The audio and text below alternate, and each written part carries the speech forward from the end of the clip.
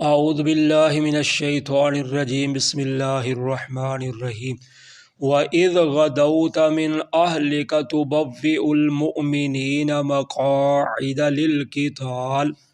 اور وہ وقت یاد کریں جب آپ صبح صبح نکلے تھے اپنے گھر والوں سے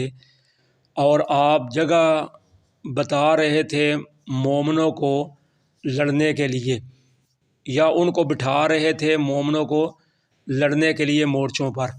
واللہ سمیع علیم، اور اللہ تعالیٰ سننے والے جاننے والے ہیں۔ اذ ہمت طائفتان منکم ان تفشلا، جب ارادہ کیا دو جماعتوں نے تم میں سے کہ وہ بزدلی دکھائیں۔ واللہ ولیہما، اور اللہ تعالیٰ ان دونوں کا مددگار ہے۔ وعلی اللہ فلیتوکل المؤمنون، اور اللہ پر چاہیے کہ بھروسہ کریں مومن۔ وَلَقَدْ نَصَرَكُمُ اللَّهُ بِبَدْرٍ وَأَنْتُمْ أَذِلَّةٌ، اور البتہ تحقیق اللہ نے مدد کی تمہاری بدر میں اور تھے تم بے سر و سامان۔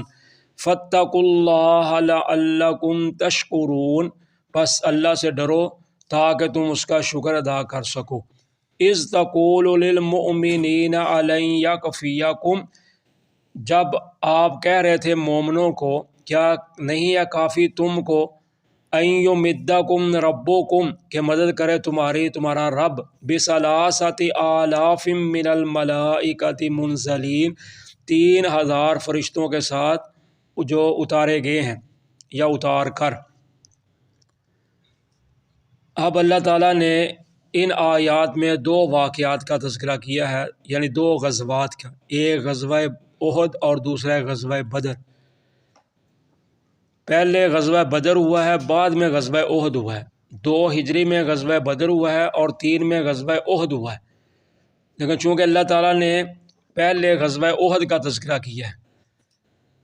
بدر ہو چکا تھا تو احد ہوا ہے، تو اس کا بیان کرنے کا مقصد ان کو پچھلا واقعہ یاد کروانا مقصد ہے مومنوں کو۔ تو جب غزوہ بدر ہوا 2 کو، تو 1000 تھے ادھر سے کافر اور مسلمان تھے 313۔ تو ان کے پاس تھے، مسلمانوں کے پاس 2 گھوڑے تھے اور 17 اونٹ تھے، باقی سب پیدل تھے۔ ان کے پاس سب کچھ تھا اور تعداد بھی ان کی زیادہ تھی، لیکن اللہ تعالیٰ نے ان کو شکست دے دی۔ 70 جو تھے ان کے مارے گئے، جن میں ان کا بڑا سردار ابو جہل بھی تھا، اور 70 ان کے قید ہو گئے۔ اب جب ان کے ساتھ یہ معاملہ بنا تو اب ان کو اس بات کا غصہ تھا کہ یہ ہمارے ساتھ کیا ہوا ہے، تو ہم نے اس کا بدلہ لینا ہے۔ تو اب وہ بدلہ لینے کے لیے تیاری کر کے تو 3000 جو تھے نا مشرک کافر، وہ اکٹھے ہو گئے، اور انہوں نے باقی بھی مکے کے ارد گرد بھی اعلان کروا دیا کہ آئیں ہمارے ساتھ مل کر ان کا مقابلہ کریں۔ تو 3000 جب ہو گئے تو 3000 لے کر وہ ان کا اس وقت جو تھے نا سالار سیدنا ابو سفیان رضی اللہ تعالیٰ عنہ تھے، تو وہ 8 ہجری میں جب فتح مکہ ہوا ہے تو اس وقت مسلمان ہوئے ہیں، پہلے مسلمان نہیں تھے، تو وہ ان کے لیڈر تھے۔ تو اصل میں سیدنا ابو سفیان کو غصہ یہ بھی تھا کہ ان کا قافلہ ملک شام کی طرف سے آ رہا تھا گندم کا غلے کا، تو مسلمانوں نے صحابہ نے اس کو لوٹنا چاہا، اس کو پکڑنا چاہا، لیکن وہ بچ بچا کر نکل گیا، مکہ پہنچ گیا۔ تو اس بنا پر جو تھی نا غزوہ بدر ہوا، لڑائی اس وجہ سے ہوگی۔ اب اس وجہ سے لڑائی بھی ہوئی تو شکست بھی پھر ہو گئی، پھر اس کو ڈبل غصہ آ گیا کہ قافلہ میرا لوٹنے لگے تھے، وہ بچا، آگے سے جنگ ہوئی تو اس میں بھی شکست ہو گئی۔ اب اس کو زیادہ غصہ تھا تو انہوں نے کہا کہ اب اس طرح کریں کہ اب ان کے ادھر جا کر مقابلہ کرتے ہیں مدینہ میں ہی۔ تو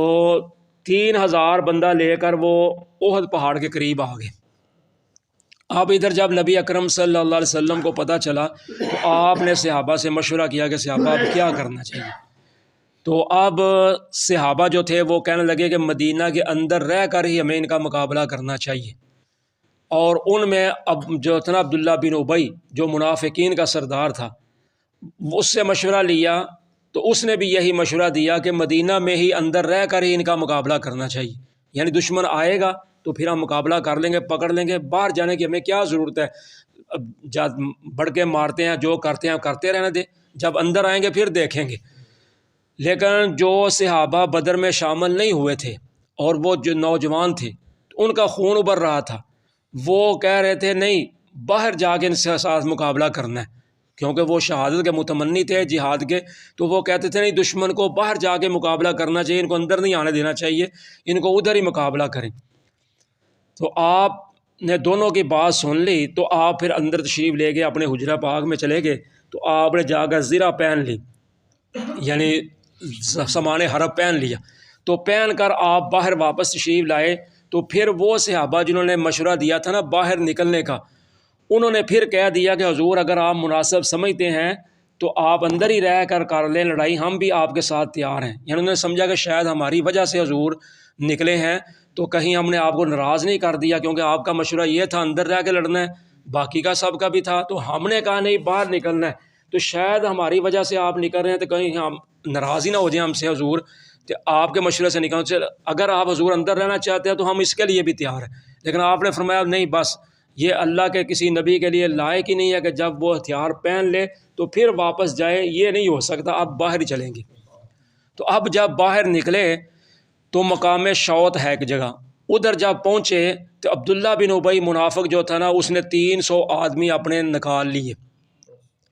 وہ کہنے لگا جی ہمیں کیا ضرورت پڑی ہے کہ ہم ہلاکت میں پڑیں، ہم جا کر ان کے گلے پڑیں، مرنے کے لیے ہم نہیں جاتے۔ تو ادھر جو تھے نا 2 قبیلے تھے، اوس اور خزرج، ان کے آگے 2 قبیلے تھے، بنو حارثہ اور بنو سلمہ، ان میں سے بھی کچھ مسلمان جو تھے ابھی کمزور مسلمان تھے، کیونکہ نئے نئے تو مسلمان ہو رہے تھے، تو وہ بھی عبداللہ بن ابی کے جھانسے میں آ گئے۔ تو یہ بھی اور منافق بھی سب ملا کر 300 آدمی جو تھے نا یہ واپس پلٹ آئے۔ اب باقی 700 رہ گیا،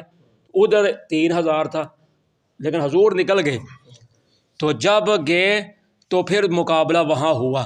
تو اس کا اللہ تعالیٰ تذکرہ کرتے ہیں کہ میرے محبوب پیغمبر صلی اللہ علیہ وسلم وہ وقت یاد کریں جب آپ صبح صبح اپنے گھر سے نکلے تھے، تو آپ مومنوں کو ان کے مورچے لڑائی کے لیے بٹھا رہے تھے، ان کو جگہ بتا رہے تھے کہ ادھر ادھر بیٹھنا ہے، ان کو ترتیب آپ دے رہے تھے۔ اور اللہ تعالیٰ سننے والے جاننے والے ہیں، یعنی اللہ تعالیٰ کو پتہ ہے کہ تم کس نیت سے کر رہے تھے، جانے والوں کی نیت کیا تھی، یہ سب کچھ میرے علم میں ہے۔ تو اب اللہ تعالیٰ فرماتے ہیں 2 جماعتوں نے تم میں سے بزدلی کا ارادہ کر لیا، یعنی اوس اور خزرج کے جو قبیلے تھے بنو حارثہ اور بنو سلمہ، انہوں نے اللہ تعالیٰ فرماتے ہیں کہ بزدلی کا ارادہ کر لیا کہ نہیں ہم واپس پلٹیں گے، حالانکہ اللہ تعالیٰ فرماتے ہیں اللہ ان کا دوست ہے، ان کا مددگار ہے، یعنی اللہ کا وعدہ تھا کہ میں تمہارے ساتھ ہوں، میں تمہاری مدد کروں گا، لیکن اس کے باوجود وہ نکل آئے۔ تو اللہ تعالیٰ فرماتے ہیں اللہ پر ہی چاہیے تھا کہ مومنوں کو وہ بھروسہ کرتے تو ہمت نہ ہارتے، اب جب نکل جو آئے ہیں تو نکلتے رہتے، کیوں واپس پلٹے ہیں؟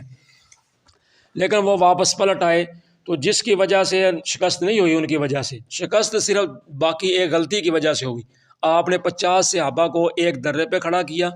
آج بھی اگر اللہ توفیق دے آپ کو جانے کی، یا پہنچے ہوئے ہیں آپ الحمدللہ، تو جو ہے نا غزوہ احد، جہاں مقام احد جہاں 70 صحابہ شہداء، ان کے قبروں کے قبرستان کے سامنے ایک پہاڑی ہے، اس پر آپ نے حضرت عبداللہ بن جبیر یا جبیر ان کی ڈیوٹی لگائی تھی کہ تم نے ادھر کھڑے رہنا ہے، 50 صحابہ کو کھڑا کرا کیا کہ ہمیں فتح ہو یا شکست ہو، جب تک میں نہیں کہوں گا آپ نے یہ درہ نہیں چھوڑنا۔ تو جب غزوہ ہوا تو غزوے کی وجہ سے اللہ تعالیٰ نے مسلمانوں کو فتح دے دی، کافر دوڑنے شروع ہو گئے، بگدڑ مچ گئی۔